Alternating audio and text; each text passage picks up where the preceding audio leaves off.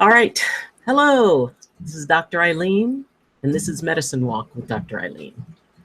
And today, what we're going to be doing is we're going to be talking about wisdom from maybe a source you might not even remember. And that source is the playground. Now, there was a concept that said that everything you needed to know about life that you learned in kindergarten. Well, I figured that one of the aspects of that was a playground. We went out, we enjoyed, and there were rules and agreements. Now, I don't even know how many kids go to playgrounds anymore. And that is something that saddens me because I know that I had a lot of fun there. And no matter where we went, my parents were military. So we moved a lot. But no matter where we went, there was a playground. And no matter where that playground was, whether it was in Altus, Oklahoma, in Florida, in Detroit, in Louisiana, California, wherever it was, there were agreements. And it was like you come in knowing the agreements that Detroit, you're going to play nice, that you're going to not try to take over. If it's a swing, you automatically knew you had a certain amount of time on the swing, and then somebody else was going to have that time.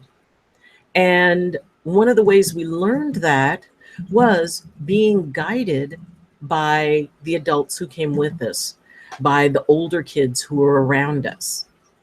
And there was a willingness to learn.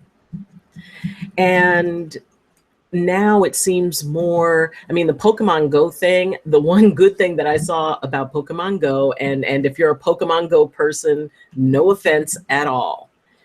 And it had a tendency to isolate people while at the same time bringing them out into the rest of the world.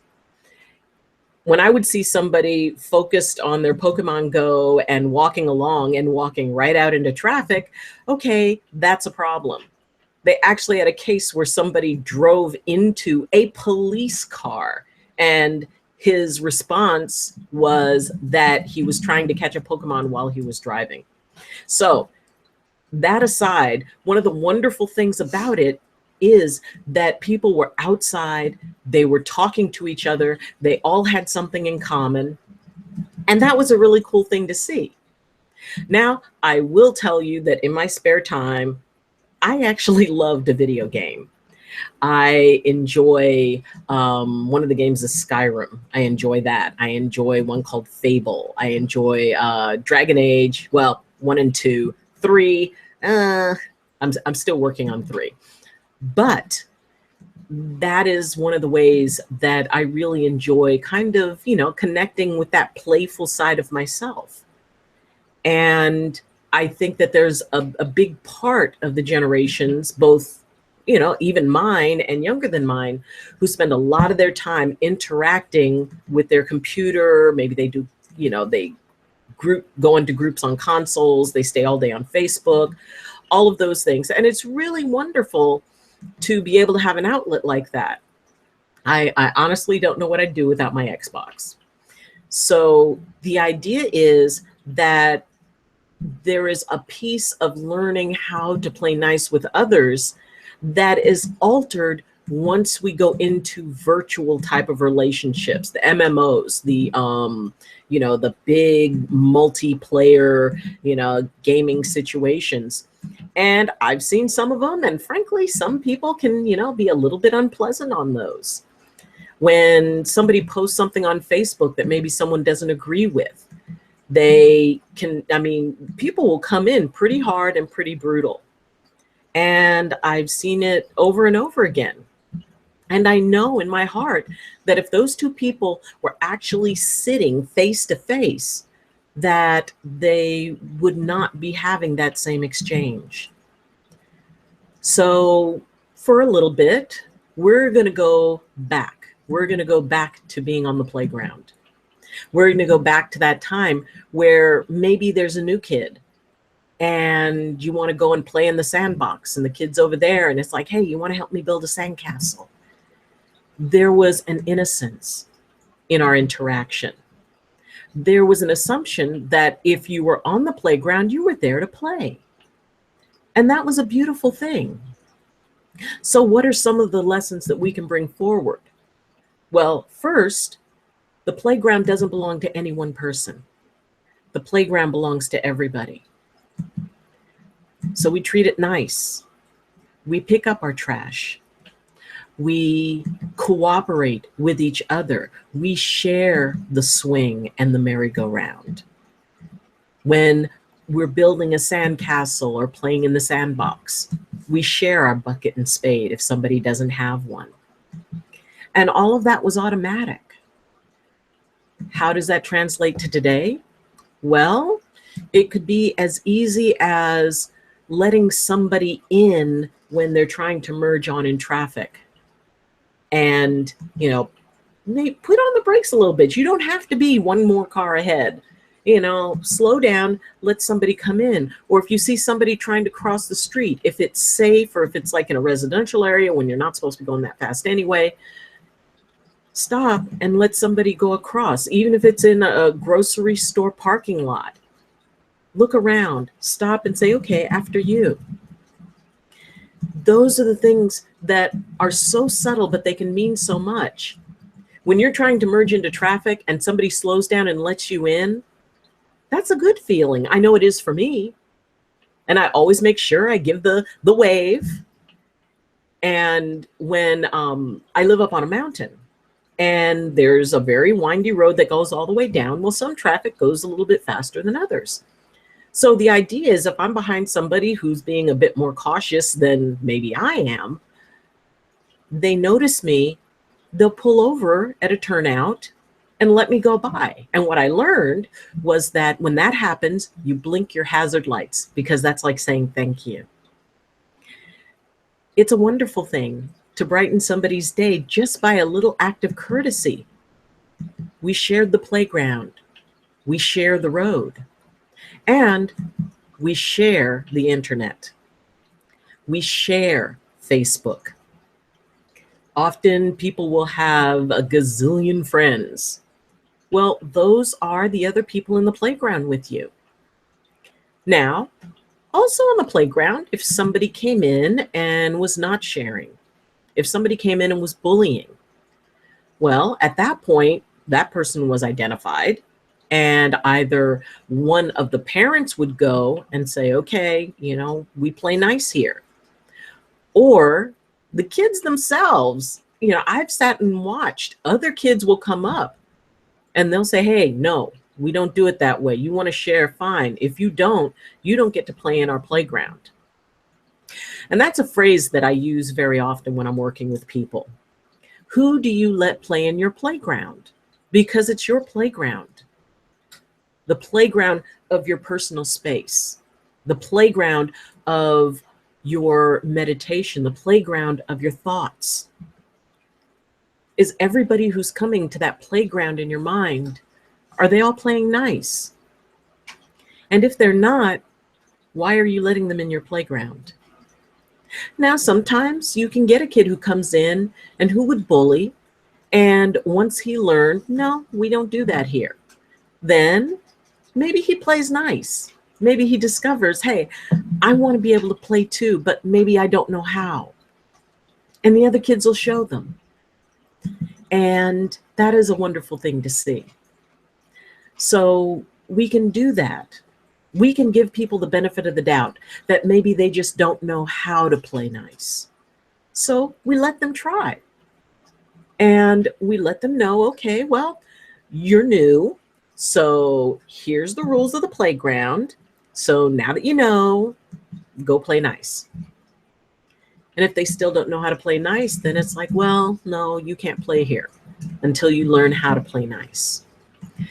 So we can do that in our lives. It doesn't mean that it's a bad person. It doesn't have to be a judgment at all. It just means that they haven't learned the tools to play nicely in the playground. So, what happens when that person is us? What happens when we're in a mood? What happens when we are not in our best space and we're not being the most pleasant person on the playground. Well, at that time, you realize, you know what? I'm not going to play well with others for a little bit. So I think I'm going to go over to the quiet area of the playground and I'm going to sit and think about what I really want. Why am I not playing well with others? What am I afraid of? What is it that is driving me? Because we all have those days. I mean, I know I definitely do. There are some times when I really am in a state where it's like, please, somebody start something with me today. Please. Because we all have that. And when I feel that, I go, whoa, okay, timeout. And I put myself on a timeout. And I have a good serious talk with myself because I know that's not how I normally am. I've talked often about the committee that I have in my head and how all the aspects of myself, my love, my anger, my fear, my enthusiasm, my highest self, my darkest self, all sit at a big table. And if all of a sudden I'm feeling irritated or angry, I know that anger has snuck up, grabbed my gavel, and is trying to run the committee. And so I gently go up. It's like, okay, anger, not yours. I hold the gavel because the collective me, the conscious me, is always the president of the council. It's like, all right, give me back the gavel. Now tell me what's going on. And so I let that anger piece inside of me say, you know what, this happened and that happened and I was upset about this. And it's like, okay, but is that anybody else's fault? Aren't we responsible for that? And anger shrugs and, well, maybe, but it's still not fair and I still want to do something. It's like, okay, so we'll do something.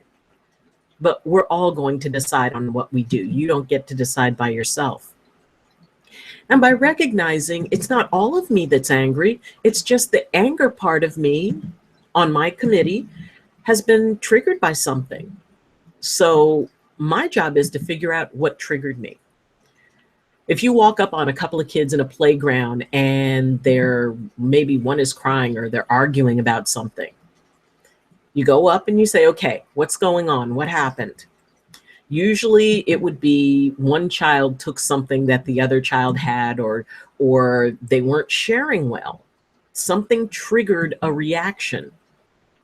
And it's like, okay, figure out what happened and find an equitable way to resolve it so that both kids can, even if neither child is totally happy, they're at least equally unhappy about it. And then it's like, then they go play. And that's the most beautiful thing about kids. Once something is resolved, once balance has been restored, then they go off and they do what they need to do. And I really wish we didn't lose a little bit of that, because that idea that we can be able to say, oh, okay, well, it's done. We resolved it, and move forward and really let go of it. Often children won't even remember at the end of the day that they even had a fight. It's just as we grow older, for some reason, we learn to hang on to resentments and they don't serve us. We say it's okay, but in our hearts, it's not. That's not playing nice on the playground. Playing nice on the playground is apologies are given. You may not like what happened, but you say, okay, all right, shake hands, and then let it go. So sharing on the playground, playing nice with one another, is an excellent lesson that we can bring forward. Another one is that just because someone else has something doesn't mean they have to share it. They should share it. And I know that, this could go into a few weird doorways, so please hear me out. When you see somebody who has like a really, really nice car, and you go, wow, that is a really nice car. Man, I wish I had that car. Man, you know what? And then, it's like, okay, it's great. You admire it. And you might even say, you know what? I'm going to save up and I'm going to make that my goal. I'm going to have a car like that. And if I save up really well, in a couple of years, I'll be able to afford it. There's nothing wrong with that. The problem is sometimes it goes into the direction of, well, they don't deserve it. They should be, driving what I drive. They think they're better than me. And then we start spiraling into a very hard story that we tell ourselves. Or maybe we say, well, I'm never going to have a car like that because I'm not smart enough, or I'm not wealthy enough, or I don't have a good enough job, or just that I don't deserve it. And it's really amazing how quickly we can decide that we don't deserve to have cool, wonderful things, and we don't deserve to be happy. And then we make it, well, that's just the way it is. That's not the way it is.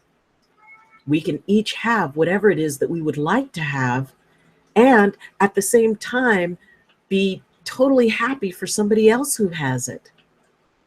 Some kid comes on the playground and he's got a new bike. It doesn't mean he's got to let every kid there ride their new bike. Now, if they do, that's a really cool thing. And often I've seen kids come and they'll let other kids share something that they have, as long as they promise to treat it nice. And nobody is required to share. We want to, but if you're going to share, it needs to come from that place of it's what you want to do, not what you're forced to do. Well, fine, I'm going to share because I have to. That's not sharing. There's no joy in it.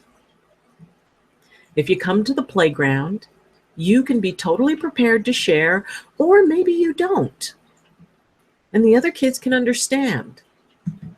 Maybe your parents said, well, don't let anybody else play with this because it could get broken, or whatever story it is. Just because someone doesn't choose to share something doesn't make them a bad person. That is between them and their spiritual makeup. I always like sharing because I always think that sharing makes everything much more fun. And if someone chooses not to share with me, if someone chooses to, keep things for themselves, I just kind of shrug and think that, wow, they're really missing out on something. But that's their choice. They can decide that. Another thing from the playground, and this was a very important lesson that I learned. We were living in Louisiana, and my sons were very young. I think my oldest was maybe 4, and his brother was right around 3, or I think he was 4.5 and his brother was 3. And they wanted to climb on something, and my sister was visiting. And at that time, my sister, she had terminal breast cancer, and she came out to Louisiana from California to visit us. And so my sons climbed up on something that I really didn't think that they were able to. And all of a sudden I look up and they've climbed up on top of something and they're waving at me. And my first instinct was to say, stop, back up, don't stand near the edge. And my sister quietly grabbed my hand and she whispered to me, don't do anything or say anything, but praise them for getting up there. And I looked at her and it's like, but they could fall. And she said, you need to let them enjoy this moment because it's a proud moment for them. Don't take it away from them. Don't give them fear. They're not in fear. Don't give it to them. So I took a breath and I smiled and I waved and said, wow, you made it to the top. And they were so happy and they were so excited. And it wasn't really that high. It was a high in my mind. But they did it. And I saw the satisfaction that they had at being able to climb up as high as they did. And my sister was right. If I had started saying, no, you can't climb that high, get back, don't risk, be safe, If I had done all of that, they would have developed a fear of being up there. There would have been something wrong with it. And I would have taken something very important away from them. So another lesson from the playground: if somebody can climb on the big kid, because we used to have, like, there was the little kid side and the big kid side that has all the climbing stuff. If someone is big enough to make it to the top, be happy for them. If someone is able to get up there, don't feed them fear about what could happen with them moving up. A lot of people are hesitant to step up into their own power, to be all they can be, to be as big as they want to dream that they are. And all of a sudden, well, if somebody says, well, you know what, I want to be a singer. And immediately it's like, well, it's a very competitive industry, and, there's a lot of people who compete, and, you don't want to disappoint yourself. And often these statements are made because someone wants to keep you from being disappointed. Sometimes it's made because that person didn't have the courage to step up. So they don't feel good about somebody else stepping up into it. So if somebody makes it to the top of the big kid stuff, be excited for them. Say, wow, it's so great you made it there. Because otherwise you're feeding them fear. Otherwise you're taking away from them an accomplishment that may change their lives and empower them to step up into bigger things. So be happy for them, because by you doing it, other people will be happy for them too. And at that point, when you're the one up on the big kid climbing thing, and you look down and you see how far you've come, isn't it wonderful when people just tell you they're proud of you and nobody says anything to take that moment away? Childhood is, well, I think it's a little bit different now than it was when I was growing up, and it was different for my parents' generation when they were growing up.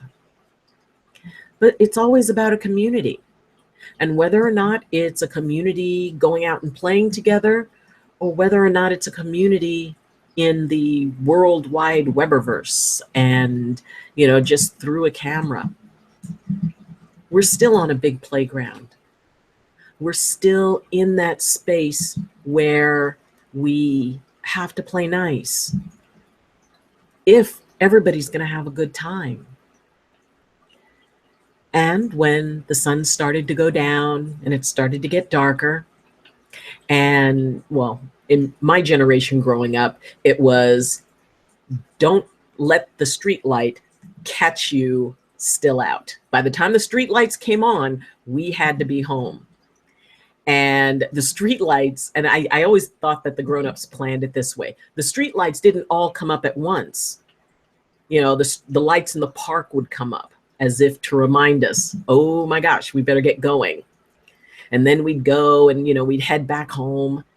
And just as our toes hit the front step, the street lights down my block would come on.